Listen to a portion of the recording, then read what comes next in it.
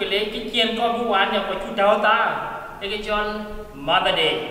so happy Mother Day now all the mothers are baby kulang ko biya mothers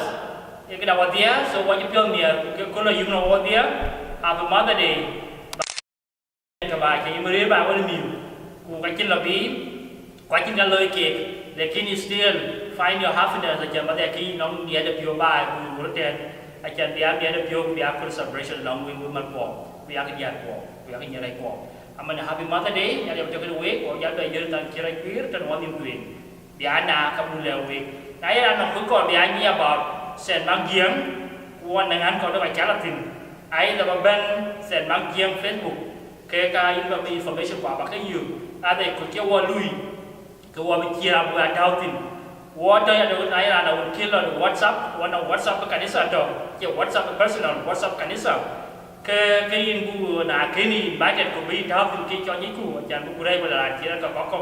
admin biết in admin bây giờ mình được work cái bây giờ thì thấy một vài tin trong messages cái trong YouTube YouTube quay cái này sao này là còn nó cái con bên này rồi sini ada mana wall di YouTube ke nak kita tidak kamar dan anda mikir awak ni kena kami berjaya dia